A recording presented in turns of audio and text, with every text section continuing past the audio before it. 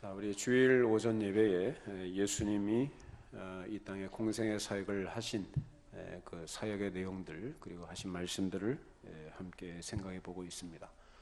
자, 지난 주일에 이어서 오늘도 예수님께서 마지막 감람산 교훈 또는 감람산 강선이라고 제목이 붙어 있는 그러한 이 세상의 마지막 종말에 있게 될 일들과 그 징조들이 무엇인지 이어서 생각해 보도록 하겠습니다. 예수님께서 말씀하신 감람산의 교훈의 강조점, 핵심은 다른 것이 아니고 바로 예수님의 재림의 그 초점이 있습니다. 그리고 이 말씀을 하신 때는 예수님의 마지막 공생의 마지막 주간인 화요일에 다른 말씀과 더불어서 하시고 주로 이제 제자들을 대상으로 마지막 교훈들 해 나가시는 그런 내용들로 이루어져 있습니다. 그래서 제자들에게 예수님께서 말씀하신 내용들은 제자들의 질문에 대해서 하신 대답으로 이루어져 있는데, 예수님 그러면은 그때가 언제냐라는 것이고, 그리고 그때는 어떤 일이 있을 것이냐라는 질문에 대해서 예수님이 하신 말씀인데, 제자들의 생각에는 그것이 시간적인 순서대로 이루어질 것. 그래서 예루살렘 성전이 파괴가 되면 그때 주님께서 곧 재림하실 것이냐라는 식으로 자기들이 기대했던 메시아 왕국이 그런 식으로 이루어질 것에 대한 기대감을 가지고 그렇게 질문을 했던 것이죠. 근데 예수님께서는 그들이 가지고 있는 오해 또는 그들의 잘못된 기대를 바로 잡아주시기 위해서 예루살렘 성전의 파괴와 그리고 멸망 그리고 마지막 날에 있게 될 그 징조들을 뒤섞어서 예수님께서 말씀해 주신 것입니다. 그래서 마태복음 24장과 25장에 걸쳐진 이 내용들은 어디서부터 어디까지가 예루살렘의 멸망에 가는 것이고 어디서부터 어디까지가 예수님의 재림 때 있게 될 일인가에 대해서 뚜렷한 구분을 확정짓기가 참 어렵습니다. 서로 뒤섞여져 있다는 것입니다. 그래서 예수님께서 이렇게 섞어서 말씀하시는 것으로 제자들이 가지고 있는 생각들을 잘못된 것들을 교정해 주시기 위한 것이었죠. 자, 오늘은 역사의 종말과 대환란에 대해서 좀 생각해 보겠는데, 예수님께서 이제 심판자로서 이제 영광 중에 큰 권위를 입으시고 이 땅에 다시 오실 줄로 믿습니다. 말씀하신 대로 오실 것인데, 우리가 살고 있는 이 지상의 이 인류의 역사는 언젠가 끝날 때가 오겠죠. 그 날이 오늘 하루 더 다가왔죠. 분명한 사실입니다. 자, 예수님께서 이제 말씀하신 대로 구름을 타고 이 세상에 다시 심판주로 재림하실 것이고 그때 산자와 죽은 자를 심판하실 것입니다. 우리 사도신경의 고백 그렇게 하고 있습니다. 산자와 죽은 자를 심판하러 오시리라. 그때에는 옛 땅과 옛 하늘이 없어지고 새 하늘과 새 땅이 우리에게 확연하게 나타날 줄로 믿습니다. 그것이 우리에게 약속한 내용들입니다. 그것을 위해서 예수께서 재림하시는 것인데, 그 재림의 성격은 은밀하게 오시는 것이 아니라 모든 이가 보는 가운데 오실 것입니다. 물론 이러한 내용에 대해서는 믿지 않는 사람들, 지금 모르는 사람들은 끝까지 모르겠습니다만은 우리 아는 사람들, 예수를 믿는 자들은 이 말씀에 근거해서 하나님께서 말씀하신 그 모든 말씀들이 결과적으로 그렇게 성취될 것을 우리가 미리 깨닫고, 그리고 현재 일어나는 일들의 의미를 살펴보면서 그 시대의 징조를 분별하고, 또 특별히 그것이 주님의 재림과 상관 있는 일이라고 한다면 거기에 대처하는 마음을 갖도록 하시기 위한 것이었습니다. 자, 우리 데살로니가전서 5장 4절로 6절 말씀 읽어보시죠. 주보 안쪽에 있습니다. 형제들아, 너희는 어둠에 있지 아니하며 그날이 도둑같이 너에게 임하지 못하리니 너희는 다 빛의 아들이요 낮의 아들이라. 우리가 밤이나 어둠에 속하지 아니하나니 그러므로 우리는 다른 이들과 같이 자지 말고 오직 깨어 정신을 차릴지라. 주님의 재림을 얘기할 때 보통 좀 무거운 분위기죠. 그리고 공포, 두려움. 요한계시록 그러면 사람들이 벌써 공포적인 분위기를 떠올립니다. 자, 왜 공포스러울까요? 왜 두려울까요? 우리는 어둠에 속했습니까? 낮에 속했습니까? 우리는 낮에 속한 사람들이에요. 빛의 자녀들인 줄로 믿습니다. 그건 뭐냐? 깨어있는 자들이다. 즉 하나님의 말씀을 잘 이해하고 깨닫고 그 말씀을 신뢰하고 그 말씀대로 살아가는 빛의 자녀라라는 말씀입니다. 그러니까 그런 사람들에게는 주의 날이 도둑같이 임합니까? 그렇지 않습니까? 그렇지 않죠. 언제 오시더라도 그날은 할렐루야입니다. 아멘입니까? 언제가 될지 모르지만 그 날은 우리에게 두려움의 날이 아니고 심판의 날이 아니라 우리는 주님의 영광의 주를 맞이하게 되는 그런 잔칫날이 바로 재림의 날인 것입니다. 그렇기 때문에 우리는 그 날을 두려워하거나 또는 그 날을 공포스러운 날로 생각해서는 안 되는 것입니다. 자, 그러므로 우리는 주님이 언제 오실 것이라는 시간을 계산하거나 또는 하얀 옷을 입고 어느 특정한 장소에 모여서 주님의 재림을 준비하는 그런 식이 아니라 항상 깨어있는 가운데서 그때의 환경이나 또는 역사의 현실을 보고서 그 현실에서 우리가 어떻게 끝까지 견뎌야 하는가라는 것을 생각해야 하는 것입니다. 이것이 성경이 가르치는 소위 말하는 재림신앙, 종말신앙이라는 것입니다. 항상 우리의 현실에서 우리가 어떤 위치에 있는지 내가 어떤 믿음으로 살아가고 있는가를 점검해 보는 것이 현실적으로 더 중요하다 그 말씀입니다. 그러니까 주님의 재림을 옛날에 단미성교회로 말할 수 있겠습니다만은 그런 식으로 하는 게 아니라는 거예요. 그 사람들 학교 갔어요, 안 갔어요? 자네들 학교 안 보내요. 학교 뭐하러 가냐? 예수님 곧 오실 것인데 직장도 팽개치고 가정도 팽개치고요. 한국에서 모여서 하얀 옷 다 하얀 옷으로 갈아입고 정결한 신부로 준비한답시고 그렇게 해서 난리를 떤 적이 있습니다. 참 그것이 바로 성경에 대한 큰 오해였고 잘못된 믿음의 태도였다는 것입니다. 자, 오늘 성경이 말하는 내용들이 무엇인지 한번 살펴봅시다. 자, 주께서 재림하실 날이 가까울수록 이제 오시기 전에 어떠한 특별한 예비적인 징조들이 나타나게 될 것이다라고 말씀하셨는데 그것이 무슨 하늘에 큰 이적이나 현상이 나타나는 그런 것을 말하는 것이 아닙니다. 물론 해나 달이 빛을 잃고 별이 떨어진다는 이런 이변을 보이는 것들이 있겠지만은 주님이 오시기 직전에 그것은 동시적으로 발생할 사실들이긴 합니다.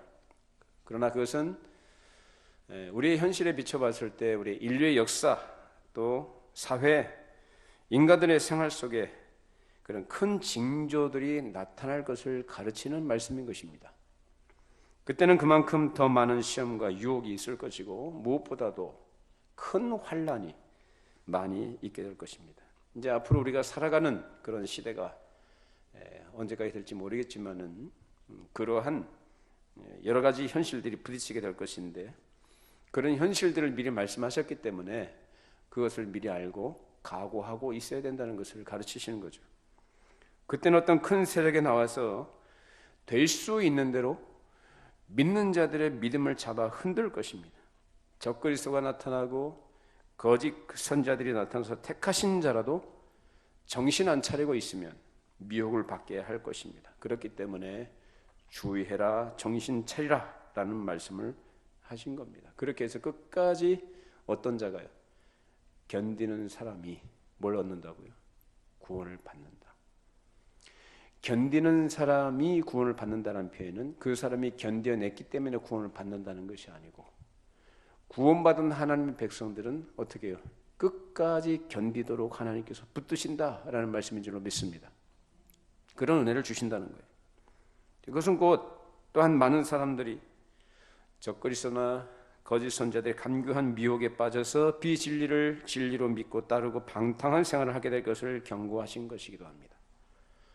자, 오늘 한 해도 벌써 10월 이제 마지막을 향해 달려가고 있습니다. 곧 11월이 될 것이고 12월 2019년 또 한 해가 또 저물어 가겠죠. 그렇게 한 해가 지나가고 있습니다. 참 1년이 참 빨라요. 쏜살같이 지나가는 것 같습니다. 그것은 곧 무슨 날이 더 가까이 왔다는 얘기일까요? 주께서 다시 오실 날이 그만큼 가까이 왔다는 얘기인 것이고 결국 인류 역사의 끝에는 예수님께서 말씀하셨던 여러 큰 일들이 발생하게 될 것입니다. 앞으로 우리가 살고 있는 현재의 시대보다 앞으로는 더 훨씬 어려운 시대가 될 것이라는 그런 생각을 하지 않을 수가 없는 것입니다. 여러분, 성경이 말하는 이 세상에 대한 가르침이 더 좋아질 것을 말합니까? 아니면 안 좋아질 것을 말합니까? 낙관적입니까? 비관적입니까? 인류의 역사에 대해서 비관적입니다. 근데 세상에서는 그렇게 생각하지 않죠. 앞으로 더 좋아질 것이다라는 그런 낙원을 꿈꾸고, 그런 인간의 어떤 기술, 인간의 어떤 그 욕망을 충족시켜 줄 만한 그런 시대가 될 것이라는 그 기대감을 갖고 있습니다. 근데 성경은 그렇게 말하지 않습니다. 철로역정에서도 이 세상을 장망성이라 그렇게 얘기합니다.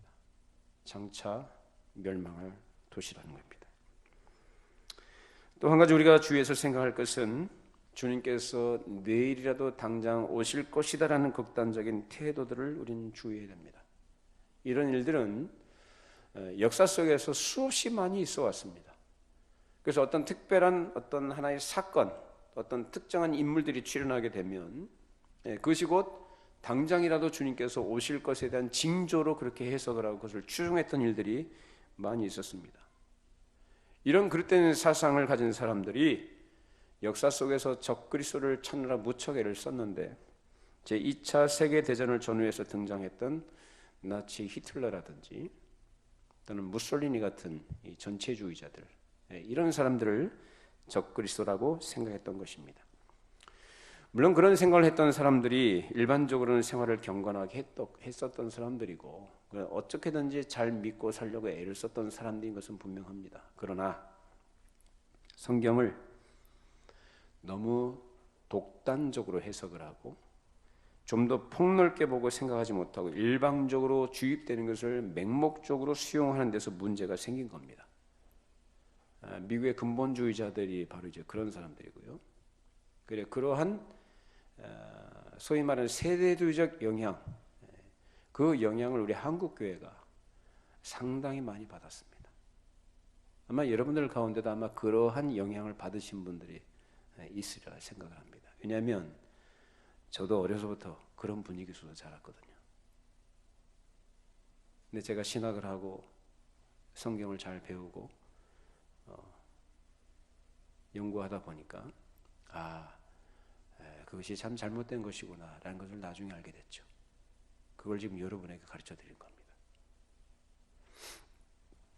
이런 현실에서 우리가 언제나 주님께서 다시 오실 것에 대해서 간절히 고대하는 마음을 가지고 생활하는 것은 마땅하지만 주님께서 오실 날을 무슨 숫자로 계산한다든지 언제쯤 오실 것이라고 주장하는 것은 잘못된 겁니다.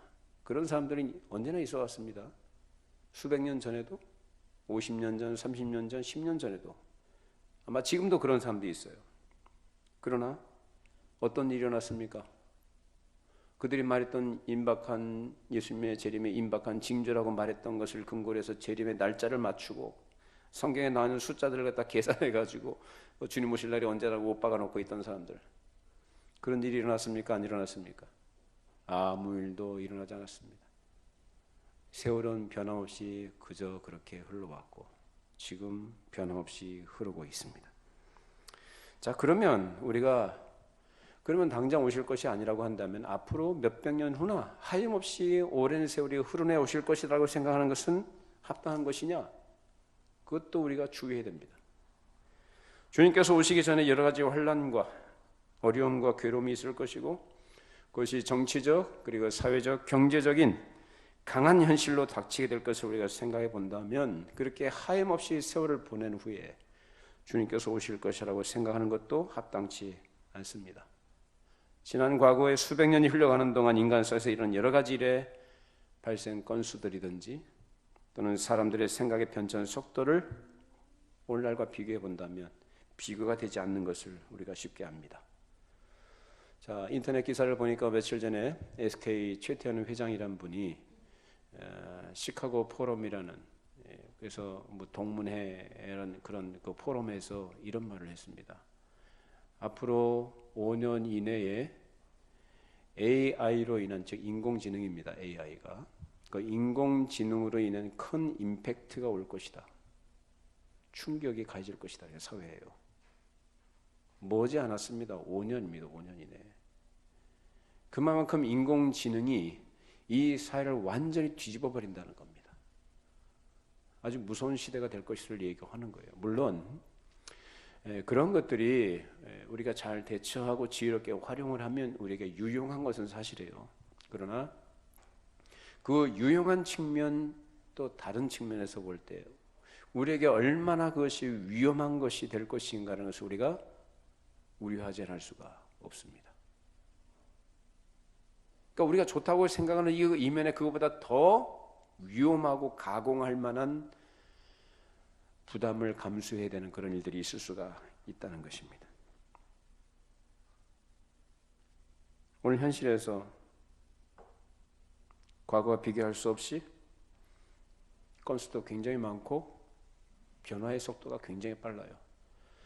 과학기술 발달이, 하나 예를 들자면 컴퓨터 성능이 어떻게 발달하는지 아십니까?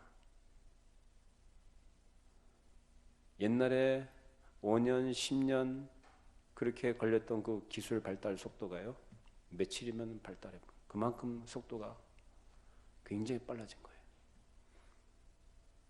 이제는 컴퓨터가 컴퓨터를 개발합니다. 인공지능이 이제 모든 것을 다 그렇게 변혁을 시켜버릴 겁니다. 그래서 어젠 일이 옛일인 때가 된 거죠. 지금 우리가 그런 세상을 좀 살고 있습니다. 주께서 말씀하신 역사의 끝에 일어날 그 징조들이 21세기를 살아가는 우리 시대에 일어나지 않을 것이라고 단언하지 못하게 되는 그러한 상황이 된 겁니다. 얼마든지 일어날 수가 있습니다. 이러한 때를 우리 믿는 신자들은 하나님의 말씀에 근거해서 우리가 가진 소망과 신앙에 의해서, 그리고 성경에 가진 교리에 의해서 이런 것들에 대해서 깊이 생각을 해봐야 합니다. 아무 생각 없이 편안하다, 안전하다 그렇게 정신 놓고 살아갈 게 아니라 정신을 차리고 이 시대를 봐야 된다는 거예요. 지난주에 우리가 살폈던 대로 어떤 특별한 현상이나 사건 그 자체가 절대적인 종말의 징조나 재림의 징조로 생각해서는 안 된다는 것을 우리가 명심을 하면서 난리와 난리, 그리고 전쟁, 기근, 거짓 선지자, 거짓 그리스도가 나타나고 사람의 사랑이 식어지고 괴로움과 고통이 점점 심해지는 일들이 있겠지만 그 자체가 끝은 아니라는 겁니다. 뭐라고 했습니까? 시작이다라고 했습니다. 자, 그런데 주님께서는 역사의 종말, 그리고 그 분명한 징조가 무엇인지 분명하게 말씀하신 것이 있습니다. 마태복음 24장 14절이죠. 읽어보십시다. 이 천국 복음이 모든 민족에게 증언되기 위하여 온 세상에 전파되리니 그제야 끝이 오리라. 자, 모든 민족에게 보편적으로 전파되어야 한다는 말씀입니다. 모든 개인이 들어야 된다는 게 아니라 민족 단위로 모든 민족에게 그들의 언어로 뭐가요? 천국 복음이 전파되어야 한다는 것입니다. 그것이 바로 예수께서 재림하시기 전에 있을 가장 중요한 징조 중에 하나다라고 말씀하신 겁니다.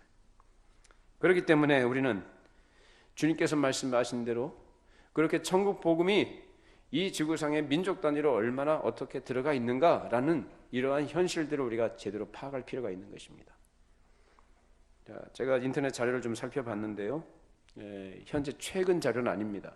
2014년 정도, 그리고 2016년 기준으로 해서 발표한 내용인데요. 2016년 현재 동아시아를 말합니다. 동아시아에만 국한해서 22억 명 이상이 살고 있는데 기독교인들은 5%에 불과하고요. 429개 미전도 종족이 있다고 합니다. 자, 그렇다고 한다면은 복음화율로 얘기하자면 5% 정도밖에 남짓밖에 안 되는데, 그렇죠? 나머지 95% 정도가 아직도 뭐예요? 믿지 않는다는 거예요. 그러면은 그 믿지 않는 그 사람들 비율을 따지자는 게 아니라 그 나라에 복음이 들어갔음에도 불구하고 그들이 안 믿는다는 거죠. 결국은 그 땅에 복음이 전파됐다는 얘기 아니에요. 복음이 전파됐다는 얘기입니다. 그래서 얼마나 복음이 전파됐느냐라는 게 중요한 거죠. 그리고 성경 번역 현황을 보면 세계 성서공회 연합회라는 그 UBS에 따르면 2014년 12월 기준으로 해서 하나님의 말씀이 최소한 단편, 즉 쪽복음으로라도 번역된 언어의 수가 총 2,886개, 그리고 성경 전서가 3천만 부 이상 반포됐다고 합니다. 그리고 2014년 기준으로 전 세계 6,901개의 언어 중에서 성경은 2013년 대비 51개의 언어로 더 번역됐고 542개의 언어로 번역이 됐고, 그리고 신약은 1,324개, 단편은 1,020개에 이른다고 합니다. 여러분이 알고 있는 언어 몇 가지입니까? 엄청나게 많죠. 소수 민족, 부족들의 언어까지 다 포함하면 이렇게 엄청나게 다양한 언어들이 있다는 거예요.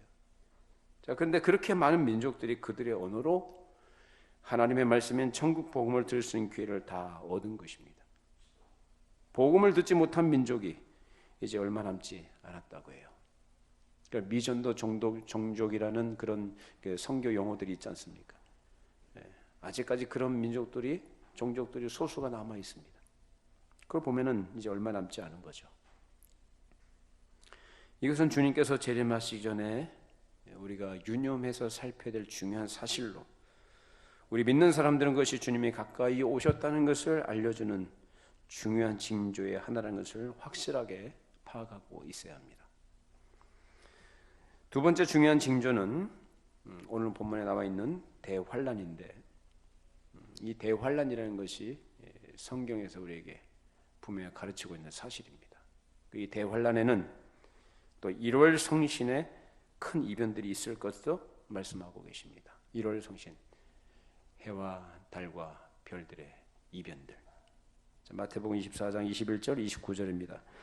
이는 그때에 큰 환란이 있겠습니다. 창세로부터 지금까지 이런 환란이 없었고 후에도 없으리라. 그날 환란 후에 즉시 해가 어두워지며 달이 빛을 내지 아니하며 별들이 하늘에서 떨어지며 하늘의 권능들이 흔들리라.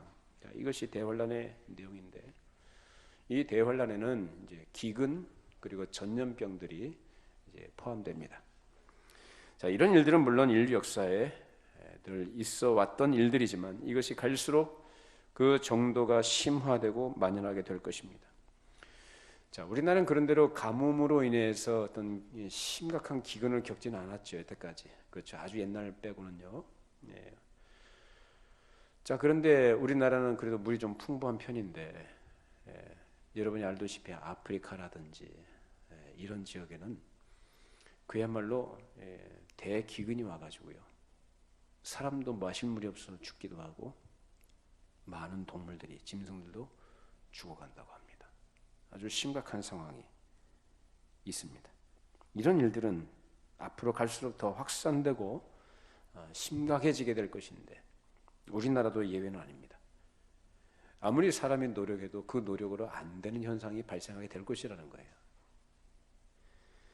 이외에도 전염병들이 있을 것인데 요즘 아프리카 돼지열병이라는 것이 유행하고 있죠. 우리나라는 청정 지역이라고 생각을 했는데 우리나라도 예외 없이 발병을 했습니다. 아무리 차단하고 방역을 해도 소용이 없는 거예요. 한번 감염되면 100% 치사율이 100%예요. 자, 이것이 이제 동물에 국한되는 것이냐, 인수 감염병이 아니라고 하지만은 앞으로는 이제 사람들에게도 그런 전염병들이 창궐하게 될 날이 올 것이다라고 성경은 분명히 말하고 있습니다. 이런 일들로 인해서 전 세계가 큰 피해를 보고 물적, 심리적, 정신적 고통을 겪게 될 것이라고 성경은 말하고 있습니다. 자, 에스겔서 7장 15절 말씀 읽어보시죠. 밖에는 칼이 있고 안에는 전염병과 기근이 있어서 밭에 있는 자는 칼에 죽을 것이요 성읍에 있는 자는 기근과 전염병에 망할 것이며. 자, 이러한 무서운 예언들이 있는데 이것을 대환란이다라고 얘기합니다. 주님께서 그걸 가르쳐 주셨어요. 자, 세 번째 징조는 기독교인들의 방황과 배교 현상입니다. 많은 사람들, 소위 말하는 기독교인들이 거짓된 것을 믿고 방황한다는 것입니다. 그것이 결국 배교하고 떨어져 나가게 되는 것을 가리킵니다. 마태복음 24장 23절 27절입니다. 그때 사람이 너희에게 말하되 보라 그리스도가 여기 있다 혹은 저기 있다 하여도 믿지 말라. 거짓 그리스도들과 거짓 선자들이 일어나 큰 표적과 기사를 보여 할 수만 있으면 택하신 자들도 미혹하리라. 보라 내가 너희에게 미리 말하였노라. 그러면 사람들이 너희에게 말하되 보라 그리스도가 광야에 있다 하여도 나가지 말고 보라 골방에 있다 하여도 믿지 말라. 번개가 동편에서 나서 서편까지 번쩍임 같이 인자의 임함도 그러하리라. 자칭 그리스도라 말하는 거짓 그리스도들과 거짓 선자들이 일어나서 큰 표적과 기적을 보여준답니다. 사람들이 거기에 미혹되는 거죠. 어떤 사람이 나타나서 어떤 기적을 보여주거나 어떤 표적을 나타내고 내가 그리스도다 말하면 사람들이 안 믿을까요? 믿을까요? 믿을까요? 안 믿을까요? 믿죠. 여러분 안 믿을 것 같아요? 물론 여러분은 안 믿겠죠. 근데 사람은 그렇지 않습니다. 넘어갑니다. 그래서 그런 짓들을 하는 거예요. 근데 거기 속지 말라고 분명히 주님께서 경고하셨습니다. 속지 말아라. 골방에 있다고 해도 광야에 있다고 해도 믿어라 믿지 말라. 믿지 말라고요. 아무리 큰 이적을 보여주고 뭐 불치병을 낫게 하고 심지어 죽은 자를 살려낸다 할지라도 그가 그리스도라 말한다 할지라도 믿어라 믿지 말라. 믿지 말라라는 겁니다. 믿지 마시기 바랍니다. 미혹하는 겁니다. 이 미혹이라는 것은 사람 미혹 당할 수밖에 없는 그런 초월성을 가져요. 근데 굉장히 우리가 주의 말씀에 즉 진리의 말씀에 굳건하게 서 있지 못하게 되면은 그런 현상들을 보고 따라가게 돼 있습니다. 인간들이 바로 그런 존재들입니다. 실제로 그런 사람들이 역사 속에서 있어 왔습니다. 어떤 특정한 사람들 또는 소수의 사람들에게 자신을 나타내고 믿도록 유혹을 했고 자기를 따르도록 그렇게 가르쳤습니다. 근데 그런 거 따라가지 말라는 거예요. 왜냐하면 예수님은 다시 오신다고 하셨을 때 어떻게 오신다고 했어요? 골방에 오신다고 그랬어요? 광야에 오신다고 그랬어요? 어디 오신다고 그랬어요? 번개가 동해에서 서까지 번쩍임 같이 어떻게 한다고? 모든 사람이 보는 가운데 모든 사람이 알 수 있도록 오신다라고 분명히 말씀하셨습니다. 그렇기 때문에 그런 것들은 다 진짜냐 가짜냐? 가짜다. 다 속이는 것들입니다. 물론 그런 일들이 있기 전에 이것이 바른 기독교이며 바른 신앙이며 그리스도가 누구신가를 파악하는 바른 크라이테리아라는 것이 우리에게 주어져 있습니다. 그건 뭐냐? 기준입니다. 어떤 것이 바른 복음이고 어떤 것이 바른 그리스도이시며 어떤 것이 바른 진리이냐, 어떤 것이 참 진리이냐에 대한 기준, 그 척도를 우리에게 주신 것이 뭐죠? 그 척도가 뭐예요? 죽은 자가 살아나는 거예요? 불치병의 고침을 받는 거, 어떤 기적을 나타내는 거예요? 그런 것들이? 그런 걸 가지고 그가 그리스도인지 아닌지를 분별할 수 있다고요? 성경 어디도 그렇게 말하지 않습니다. 우리에게 주신 유일한 척도, 기준이 뭡니까? 복음의 사실, 진리의 말씀, 성경인 줄로 믿습니다. 교회가 전통적으로 믿고 고백했던 내용들입니다. 그걸 우리가 고백하는 것이 사도신경입니다. 천지 창조부터 다시 오실 주님에 대해서까지, 그리고 있게 될 최후 심판에 대해서까지 고백하고 있는 성경의 모든 내용들을 요약을 해서 고백하는 것이 사도신경입니다. 가장 핵심적인 것이 바로 예수 그리스도가 누구시냐, 그의 성육신, 인간으로 태어나신 하나님, 그분이 십자가에서 대속제물로 죽으심, 그 죽음에서 부활하시는 사건, 이 모든 일들에 대해서 성경이 가르치는 것 그대로 우리는 믿고 그대로 고백하고 그 진리 안에 거해야 될 줄로 믿습니다. 그게 가장 중요한 기준이 됩니다. 그런데 이런 것들을 각색을 하고 또는 왜곡시키고 뒤틀어 가지고 가르치는 일들이 참 많고 또 그걸 맹목적으로 추종하는 일들이 우리 현실 속에 너무 많습니다. 무슨 복음이냐? 다른 복음입니다.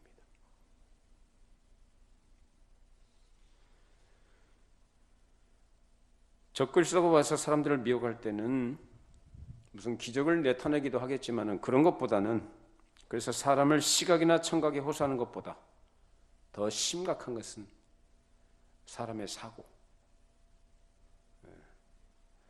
사유의 어떤 그 직접적으로 호소하는 걸로 나타납니다.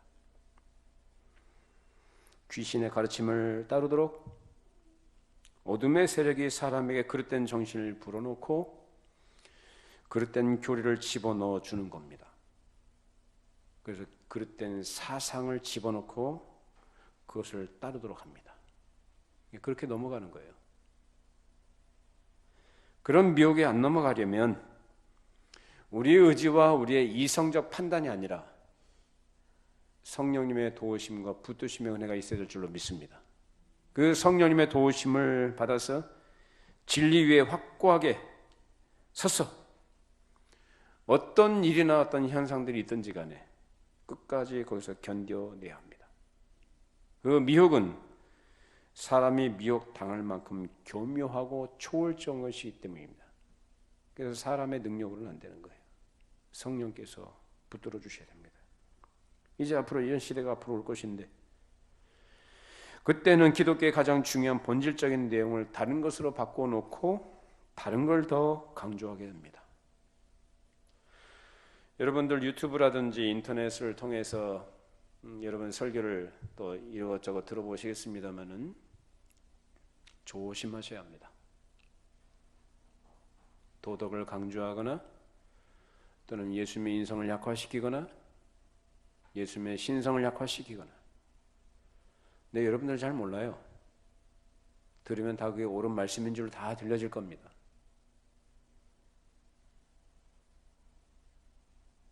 성도들은 분별을 잘 못해요. 여러분이 섬기고 있는 교회 목사가 지도하는 대로 따르시기를 바랍니다. 그래도 적어도 목사는 그런 것에 대해서 안목이 있고 분별력이 있습니다. 신학이 우스운 게 아닙니다. 그 신학이나 그 신학의 뿌리가 어떠하냐에 따라서 그 방향과 색깔이 달라져요. 그래서 들으면 다 하나님 말씀이고 다 옳은 말씀이고 뭐 복음 얘기하고 구원 얘기하고 다 하니까 다 맞는 것 같은데 분별이 안 되는 거죠. 그 속에 담겨져 있는 실체가 뭔지를 몰라요. 그런 거 가지고 미혹을 한다는 거예요. 어떤 교회는 도덕을 강조하거나 또는 사랑을 빙자해서 인류애를 실천하자는 인도주의적 정신에 충실한 사람으로 만들어 가든지 또는 사람의 문제에 대해서 인간이 가지고 있는 문제에 대해서 공감을 느끼고 그 일을 최고의 가치로 추구하도록 합니다. 물론 그게 나쁜 일은 아니죠. 다 좋은 일입니다. 그러나 그러는 동안에 복음의 참된 사실과 하나님의 경영과 그 참된 자태는 잃어버리고 말게 됩니다. 비본질이 본질을 흐리게 만들어 버립니다. 그게 뭐냐? 그게 바로 배교입니다. 여러분 영국의 역사를 좀 교회의 역사를 좀 아시면 좋은데요. 영국이 한때 부흥의 불길이 일어났던 때가 있습니다. 그때 많은 사람들이 말씀으로 인해서 교회에 몰려들었고 여기저기 교회들이 세워졌고 많은 사람들이 신앙생활을 했습니다. 소위 말하는 큰 부흥을 경험했죠. 사람들이 많이 모이다 보니까 일이 많아졌고 이런 뭐 선행과 구제를 하자 뭐 나쁘겠습니까? 다 좋죠. 처음에 모여서 기도하고 시작하고 말씀으로 시작을 하고 그 후에 구제하고 선행을 하고 뭐 교종 우리가 선교하자 해서 교도소 찾아다니고 그런 일을 많이 했습니다. 근데 시간이 흐르다 보니까 기도와 예배가 우선이 아니라 그런 것들이 주가 되어 버립니다. 짧은 시간에 이런 일이 아니에요. 오랜 시간에 걸쳐서. 호수가 깨져 있는 수도꼭지의 물을 잠그면 당장 물이 끊어지는 거 아니죠. 그 남아있는 물이 줄줄줄 이렇게 흘러나옵니다. 근데 계속 나오는 줄로 착각을 하는 거예요. 어떻게 되죠? 다 나중에 말라버리는 거예요. 영국 교회가 그래서 무너졌습니다. 아시겠습니까?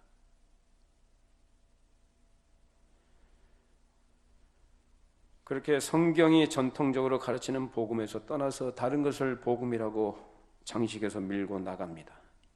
그것이 하루아침에 이루어진 게 아니라 오랜 세월과 세대를 이어가면서 은밀하게 감지하지 못하는 사이에 이루어지고 있습니다. 자, 오늘날 한국교회 현실이 그러한 성격을 이어받고 있습니다. 지금 보셔야 됩니다. 이제 정말로 성경적인 참 교회를 찾아보기가 참 힘든 시대가 됐습니다. 간판 걸고 교단 소속, 어느 교단 소속이냐, 정통교회 교단 소속이라는 것은 다 표방하고 있지만 그 안에 과연 성경이 가르치는 대로의 진리가 선포되고 그 진리대로 살고자 분투하는 모습들이 있느냐? 아니면 인간의 휴머니즘 강조하고 사랑을 빙자해서 그런 것들을 실천하는 것이 마치 무슨 참된 믿음인 것처럼 정작 나타내달라 하나님 나라의 거룩한 참된 자태와 하나님의 경영하심과 하나님의 거룩하심과 그 영광이 나타나는 것보다 그 사람의 열심과 열정을 발산하면서 스스로 만족해하는 그런 일들이 사실 참 많습니다. 이처럼 우리가 어려운 시대를 살아가고 있습니다. 그리고 앞으로 대환란이 경제적으로 정치적으로 올 뿐만 아니라 사상적으로도 오고 거기에 더해서 천재지변이 있게 될 것이고 처처의 기근과 지진과 전쟁, 전염병들이 창궐하게 될 것입니다. 이런 무서운 일들이 주님의 말씀대로 역사 속에서 실제 현상들로 나타나고 있는 겁니다. 자, 그러면 이 환란의 때를 예수님 말씀하셨는데 그 환란의 때라는 것이 얼마나 지속될 것이냐. 자, 마태복음 24장 22절 말씀 읽어보시죠. 그 날들을 감하지 아니하면 모든 육체가 구원을 얻지 못할 것이나 그러나 택하신 자들을 위하여 그 날들을 감하시리라. 자, 환란의 기간이 몇십 년 또는 몇 세기에 걸쳐서 지속된다고 한다면 견딜 자가 있을까요? 견딜 사람 없습니다. 주님이 잘 아십니다. 순교자가 왜 나옵니까? 그 사람이 끝까지 믿음을 지켰기 때문에 목숨을 내던졌기 때문에 순교자가 된 겁니까? 아니요. 사람은 그렇게 대단하지 않습니다. 고문하면 견딜 사람 없어요. 어떻게 순교자가 됐죠? 변절하기 전에 하나님께서 데려가신 거예요. 아시겠습니까? 그게 은혜인 줄로 믿습니다. 인간은 그렇게 대단하지 않습니다. 내 몸에 바늘 하나 들어와도 못 견디는 게 인간이에요. 큰 소리 치면 안 됩니다. 그런 우리를 잘 아시니까 하나님께서 그 날들을 감하신다라는 것입니다. 믿으시기 바랍니다. 또 한 가지 중요한 사실 하나는 이스라엘 사람들의 일정한 수가 다 구원을 받아야 한다는 겁니다. 사도 바울이 로마서에서 그걸 가르쳤습니다. 로마서 11장 25절, 27절 읽어보십시다. 형제들아 너희가 스스로 지혜 있다 하면서 이 신비를 너희가 모르기를 내가 원하지 아니하노니 이 신비는 이방인의 충만한 수가 들어오기까지 이스라엘의 도라는 우둔하게 된 것이라.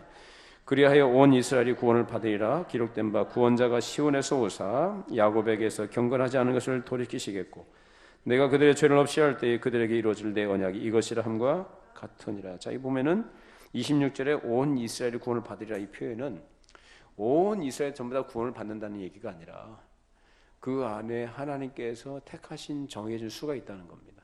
그 사람들이 구원에 참여하게 되는 일이 있을 것이고 이럴 성신의 큰 징조가 있게 될 것입니다. 이것이 주님께서 재림하시기 전 인류 역사의 끝에 일어날 중요한 사실이기 때문에 이것으로서 재림이 임박했다는 것을 우리가 알게 되는 것입니다. 지금 이스라엘에 복음이 들어간 거 아시죠? 네.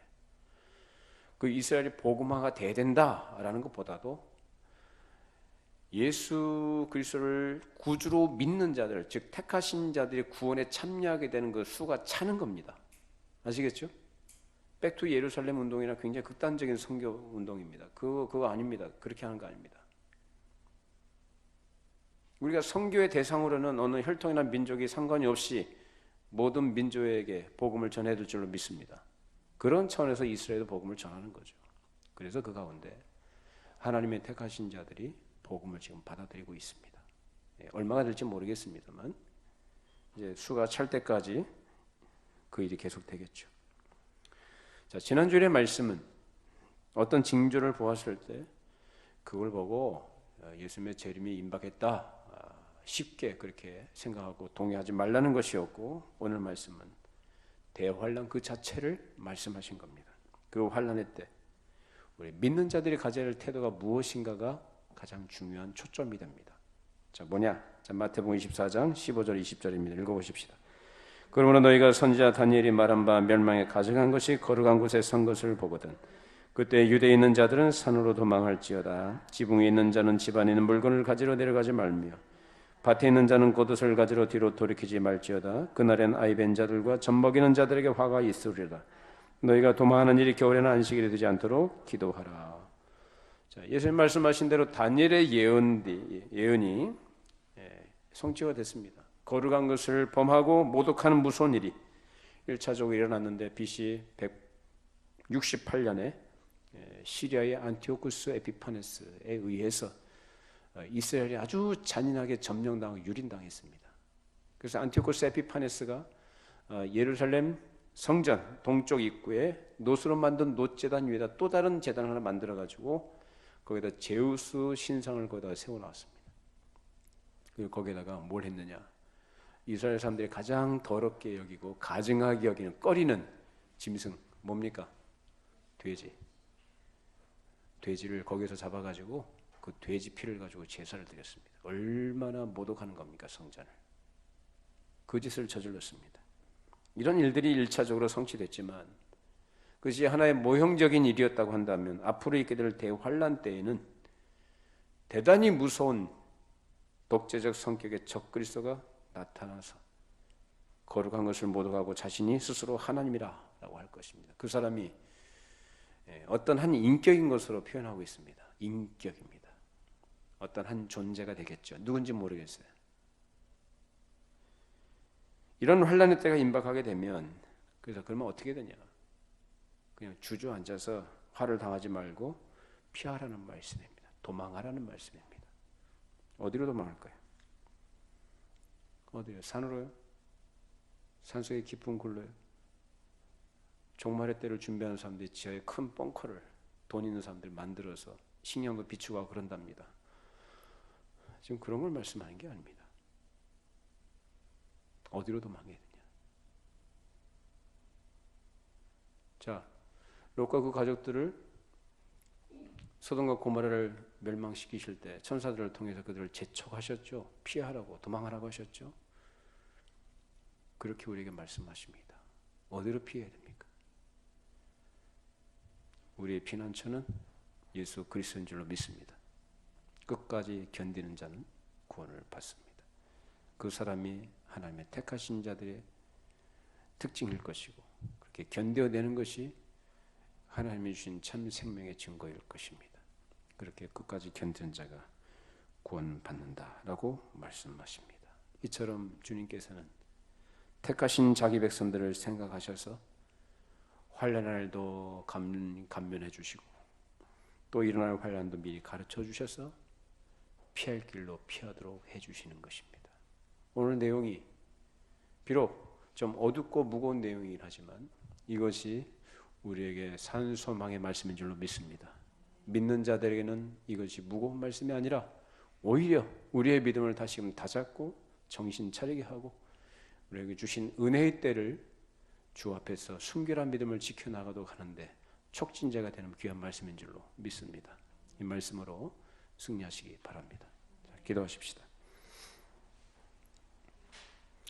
걸어가시고 자비로우신 하나님 아버지, 오늘도 진리의 말씀으로 우리의 우둔한 심령을 일깨워 주시고 이 시대를 바라볼 수 있는 믿음의 안목을 갖게 하심을 감사를 드립니다. 우리가 살고 있는 이 세상에 일어나는 여러 가지 일들과 현실의 내용들을 우리가 면밀하게 믿음의 눈으로 살펴보게 해주시고 하나님께서 말씀하시고 모든 약속의 말씀들, 일어날 일들이 우리 세대 가운데 어떠한 일들이 일어날지라도 그 가운데 두려워하거나 떨거나 공포스러워하는 것이 아니라 오히려 주께서 다시 오실 날이 가까이 왔다는 사실을 감지하고 확실하게 깨닫고 주님 오실 날을 기쁨으로 맞이할 수 있는 준비된 신부들이 다 되게 하여 주시옵소서. 예수님의 이름으로 기도하옵나이다. 아멘.